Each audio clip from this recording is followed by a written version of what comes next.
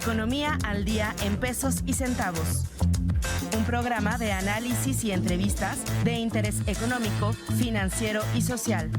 Comenzamos.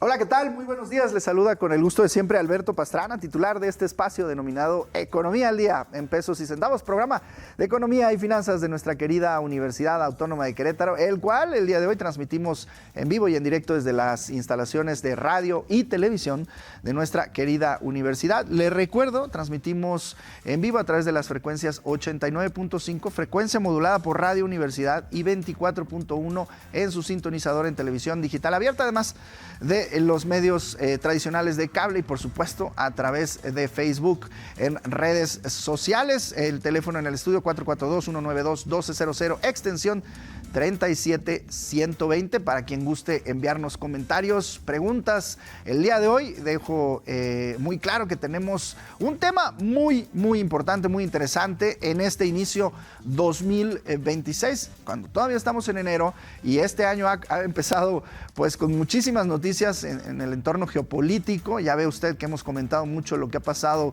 recientemente en Venezuela y que pues bueno, también ha tenido sus repercusiones dentro de nuestro país, pero es el año de la renegociación de nuestro tratado comercial con Estados Unidos y con Canadá, mejor conocido como TEMEC, el año donde pues bueno, entrarán en vigor muchísimas de las pues de los temas controversiales que tienen que ver con energía, que tienen que ver con alimentación, que tienen que ver por supuesto con ecología, que tienen que ver por supuesto con el sector automotriz, aeroespacial y diversos temas que han sido controversia durante pues lo que serían los primeros 6 años, poquito menos de 6 años que ha entrado en vigor esta nueva fase, este tratado comercial que hacia verano de 2020, en plena pandemia, entraba en una nueva fase conocida como TEMEC y que antes se llamaba pues, TLC, Telecan,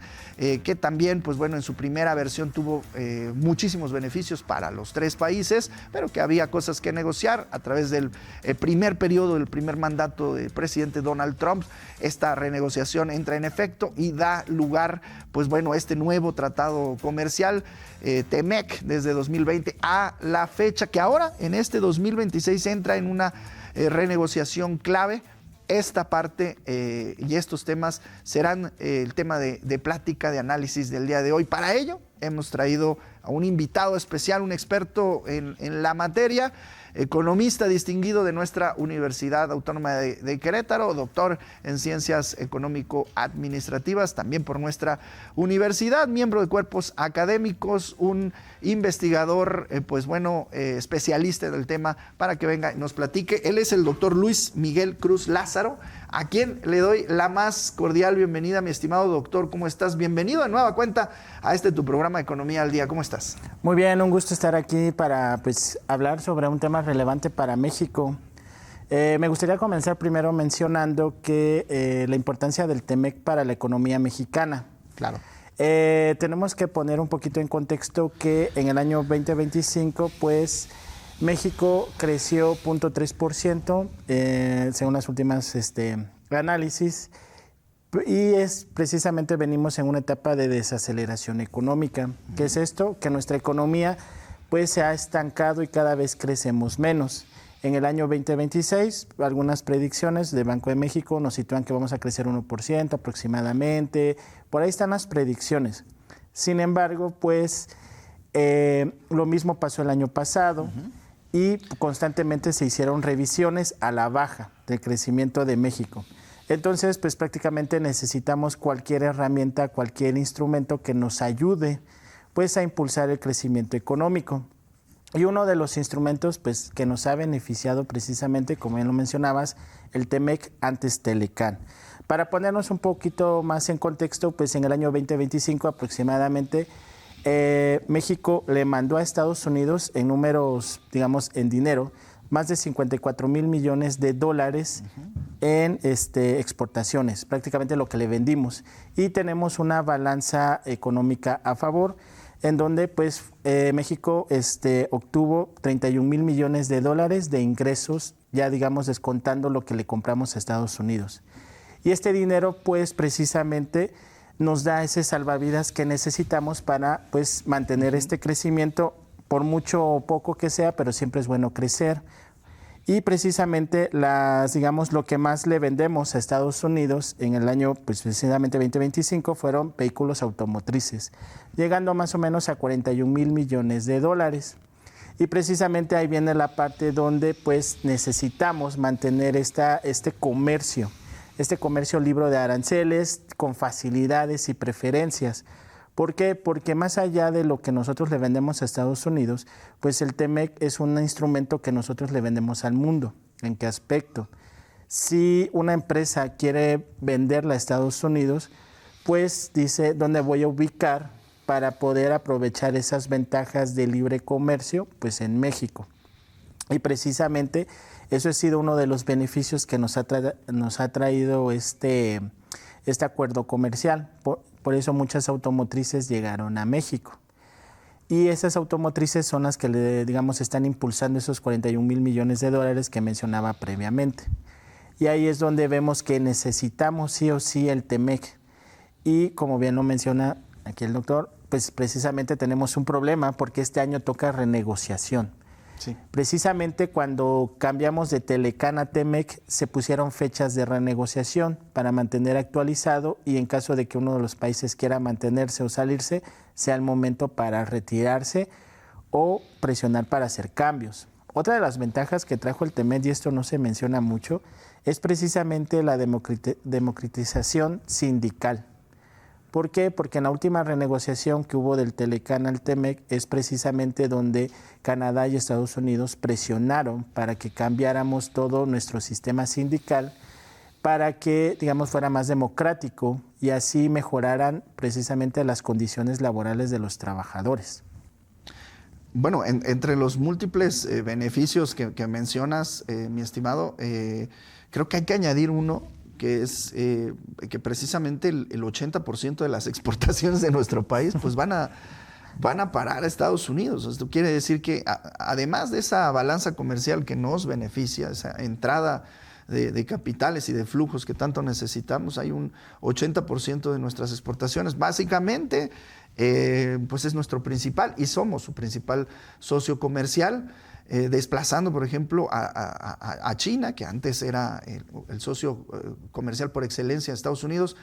Vaya, que esta relación entre México y Estados Unidos es conveniente para ambas naciones, pero correcto, con el tema tan crudo como se vino de Venezuela, con bueno, y ya en la antesala de un mundial de fútbol, que también hay que decirlo, es quizás una oportunidad para que las cosas no se pongan tan rudas como podrían ponerse. Correcto. Con el estilo de negociación que tiene el presidente Donald Trump, que es un estilo, pues ya sabemos, de bully matón, ¿no? Yo aquí me siento en la sala de negociaciones, pero al que le conviene es a ti, tú sabrás, ¿no? O sea, incluso con amenazas, ¿no? De cerrarlo.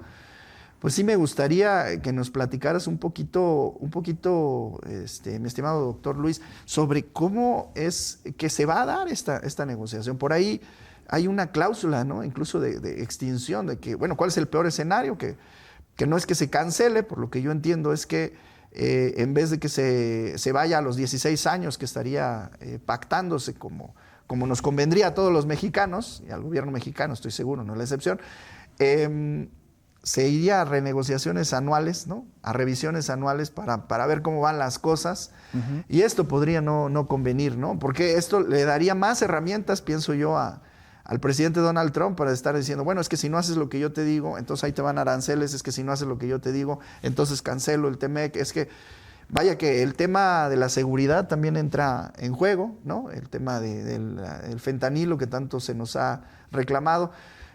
Platícanos un poco, ¿cómo se va a dar esta renegociación, mi estimado doctor? Bueno, la primera fase, que fue una revisión interna por cada país, pues ya concluyó. Correcto. Ahorita es precisamente ya propiamente que se van a poner las mesas entre los países integrantes, Canadá, Estados Unidos y Canadá, en donde cada uno va a llevar, ¿sabes qué? Mis empresarios, la gente, incluso los sindicatos, que en Estados Unidos y Canadá tienen un papel muy importante en las renegociaciones, presentan que quieren hacer estos cambios. Ciertamente, y hay que señalar, es que las economías de Canadá, Estados Unidos y México ya están muy integradas. Exacto. Entonces, armar un coche prácticamente pasa, según datos, en promedio, una pieza de un coche puede pasar 7 veces la frontera. Entonces, ¿por qué? Porque como es libre tránsito, prácticamente las partes más especializadas a lo mejor se hacen en Estados Unidos, el ensamblaje se hace en México, se regresan para ponerlo en partes más grandes. Entonces, ya está muy integrada las economías de Estados Unidos, México y Canadá.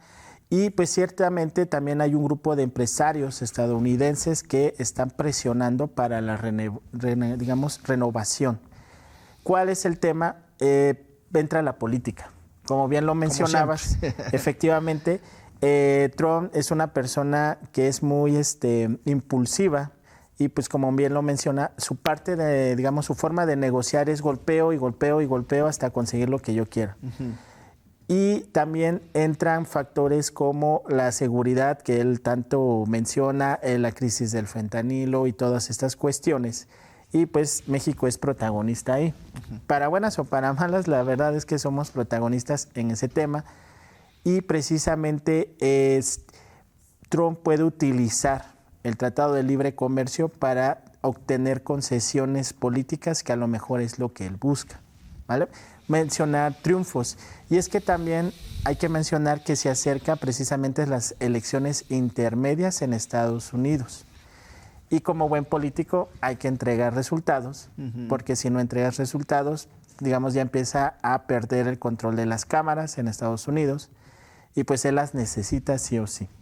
Entonces necesita presentar triunfos, necesita ganarse a la gente y precisamente mencionábamos lo de que México es un gran vendedor de coches a Estados Unidos. ¿Y qué pasa? Pues va a algunos lugares de Estados Unidos donde México ha ganado en el aspecto de que las armadoras automotrices cierran en Estados Unidos, vienen a México porque pues, es mano de obra más barata. Sí.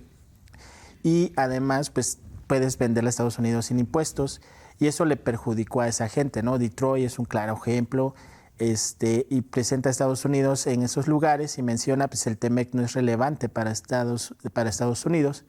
Y nuevamente ya empieza esta parte donde empieza a atacar ese tratado para ganarse a la gente, pero a la vez también presionar, digamos, públicamente al gobierno de México de no nos interesa el tratado, podemos salirnos, no nos da ningún beneficio, ustedes son los que nos necesitan y pues realmente si los necesitamos por las condiciones económicas. Y otro tema que hay que agregar es precisamente la visita del primer ministro de Canadá a China, en donde pues China, Estados Unidos tiene una guerra comercial con Estados Unidos tiene una guerra comercial con China, claro, que también hay que mencionarlo, nos benefició. Precisamente ahí es donde surge el famoso nearshoring, que la discusión podría ser después, se aprovechó o no se aprovechó ese famoso nearshoring, pero precisamente nos benefició, los números hablan, superamos a China como principal socio comercial de Estados Unidos, pero nuevamente ese mensaje que manda Canadá a que voy a China y voy a hacer acuerdos con ellos, es precisamente que ellos a lo mejor están previniendo que el rompimiento un plan B. Exactamente, sí, de que puede ser que suceda el peor de los escenarios, el rompimiento, que se hagan acuerdos no trilaterales, sino binacionales. Y aquí también creo que también hay que poner sobre la mesa que muchos países ya están haciendo eso. Un clarísimo ejemplo que de hecho es muy importante es el acuerdo comercial de prácticamente un TEMEC, pero versión Mercosur y Europa. Y Europa. Sí, muy interesante. Entonces, ahí vemos precisamente que se están creando estos bloques económicos, que de hecho ese es el bloque económico más grande. Antes éramos nosotros, América del Norte, ahora ya van a ser ellos, Europa, Mercosur, y ahí vemos precisamente que los países se están previniendo porque realmente estamos en una época de incertidumbre. Y otro golpe para la economía mexicana es que precisamente yo, empresario, si voy a México, lo que busco pues como empresario es la estabilidad. Yo no voy a meter mi dinero en un país en donde no sé si se va a renovar ese acuerdo o no. Sí, claro. O si ya estoy en México, pues no sé si ampliar mis operaciones porque realmente no sé qué va a pasar mañana. Sí, la inversión extranjera directa ahí tiene un punto muy, muy claro, ¿no? O sea, necesita estabilidad, ¿no? Necesita también factores de crecimiento, necesita entender que las cosas no van a cambiar. El mismo tema de la renegociación del TEMEC, de si se va a 16 años o si va a estar en renegociaciones año con año, va a afectar completamente este factor, este indicador de inversión, porque un inversionista seguramente va a pensárselo 2 veces cuando sabe que es probable que este tratado finalmente deje de existir, cese de existir, y entonces pues obviamente buscará otro lugar para su inversión. Este es un tema muy, muy interesante. Otro tema también muy interesante que quiero añadir a colación, mi estimado doctor, y después pedirte tu opinión en una pregunta que yo creo que es la que nos estamos haciendo todos, es que estaba revisando los datos económicos del TEMEC y resulta que 12 millones, se estima que 12 millones de empleos en México dependen. Estamos hablando obviamente sobre todo del tema manufacturas, pero hay otros servicios que también se ofrecen y otros productos que se exportan a Estados Unidos. 12 millones de empleos dependen. El pensar que la economía mexicana tenga que reacomodar esos 12 millones de empleos, sí, pues sí sería un muy gran problema, por no decir prácticamente un tema catastrófico para nuestra economía. Correcto. Ahí viene la pregunta que te quiero hacer, mi estimado doctor.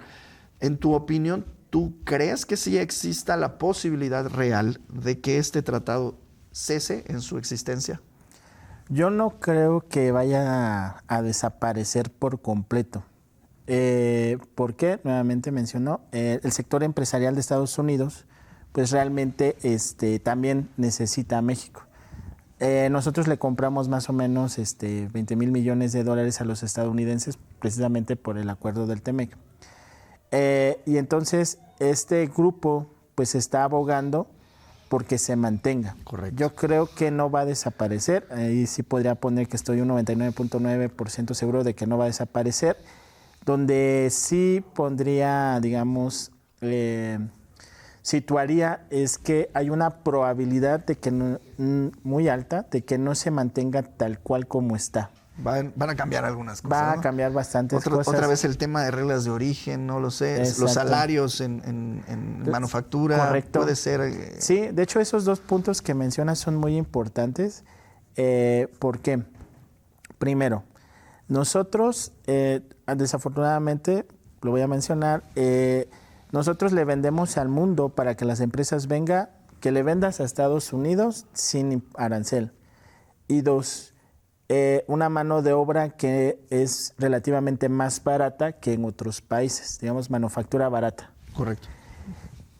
Si tú subes los salarios, yo no estoy en contra de que se suban los salarios. Yo lo que digo es que los salarios deben de subir conforme suba el valor agregado del producto que el trabajador le pone.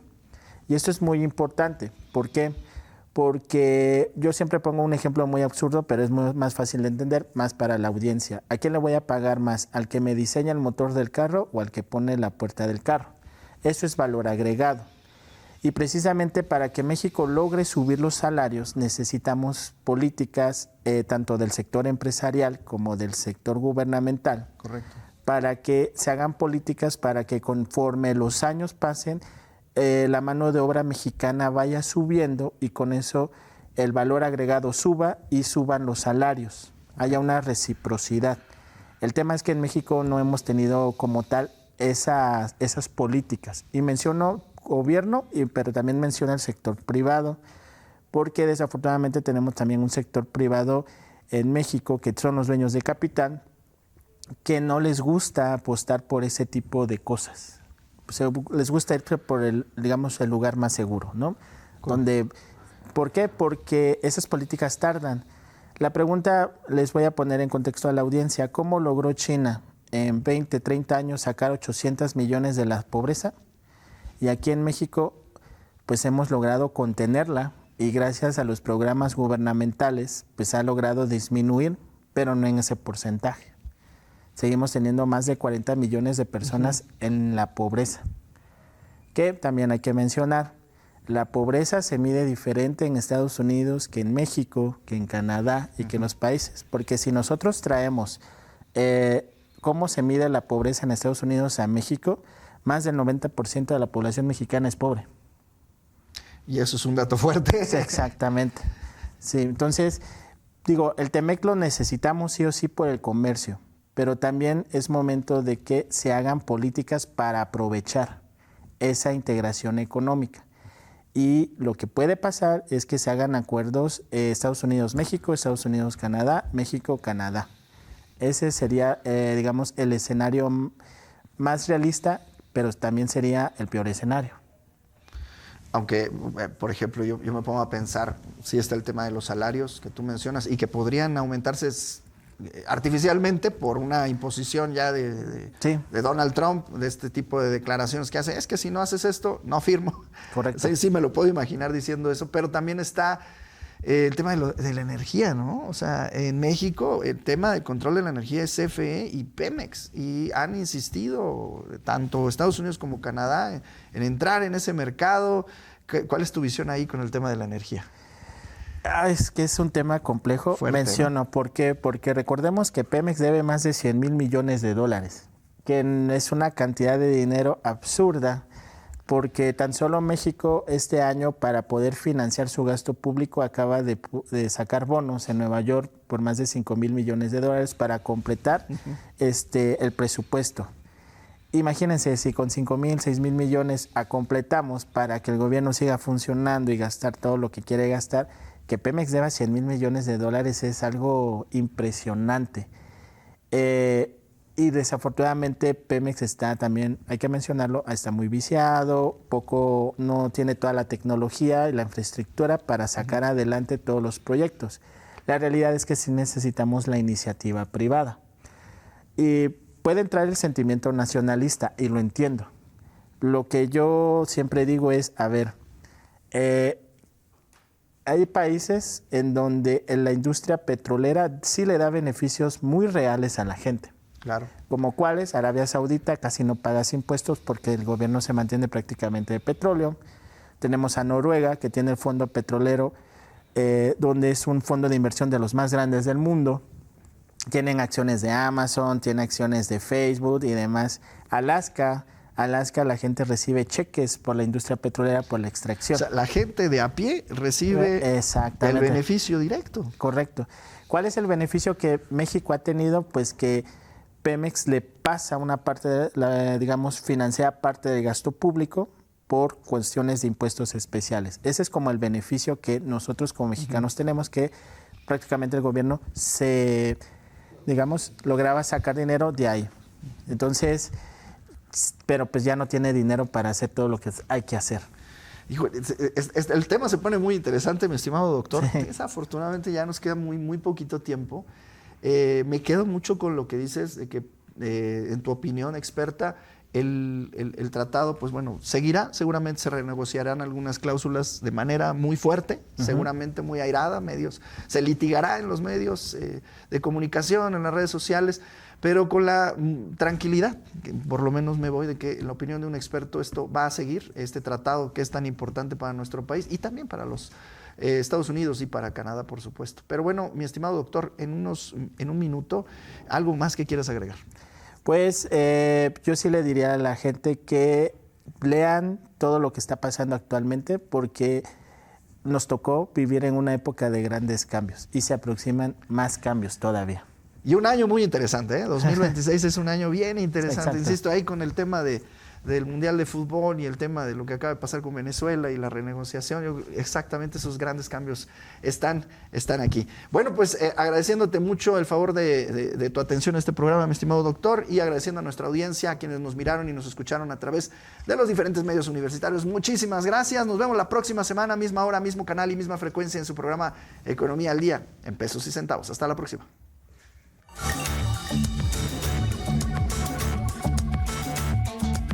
Gracias por sintonizarnos. Te esperamos en nuestra siguiente emisión. Hasta la próxima.